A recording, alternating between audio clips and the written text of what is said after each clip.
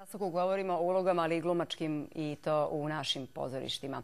Nagrada Fondacije Jugoslovenskog dramskog pozorišta Branka i Mlađa Veselinović za najbolje glumačko ostvarenje, premijerno izvedeno u 2014. godini u tom pozorištu, pripala je Vojinu Ćetkoviću za ulogu u predstavi Dnevnik o Čarnojeviću Miloša Crnjanskog u režiji Miloša Lolića.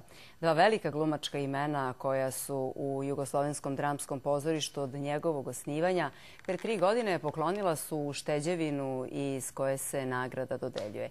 Branka Veselinović je u svom domu ugostila Vojina Ćetkovića i ekipu RTS-a. Dječko moj. Bili su partneri u predstavi u Potpalublju i od tada su na ti.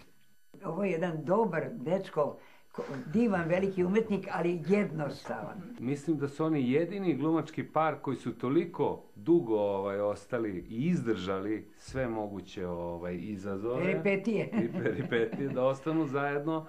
I jedini glumci koji su darovali glumcima ovakvu nagradu. Tako da mislim da je to veće od bilo kakve karijere, mala digresija, veće od života. A u 96 godina dug Brankin život smestile su se značajne uloge, sterijna nagrada, zlatni mikrofon i druga priznanja, veselo veče, titula ambasadora UNICEF-a, vatrogasnog oficira i bezgranična dobrota i humanost. Invalidima sam pravila neke njima časove, znate, kolicima, deca, omladina, da recituju da moj posao uopšte nije bio samo pozorište. Gledala ga je u Dnevniku o Čarnojeviću i dopao joj se. Ovo je mnogo drugačije od svega što sam do sad radio. Jeste, jako interesantno.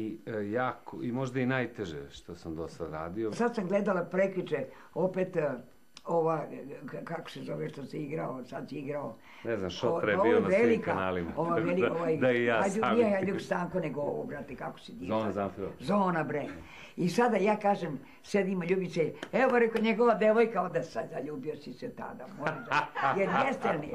Nije propustila da ga vrbuje za humanitarno veče i da mu pokloni lutke za Veru i Milu. Ispratila nas je onako kako dočekuje svaki dan, uz Mlađu i Prevera, izgovorenog samo za nju.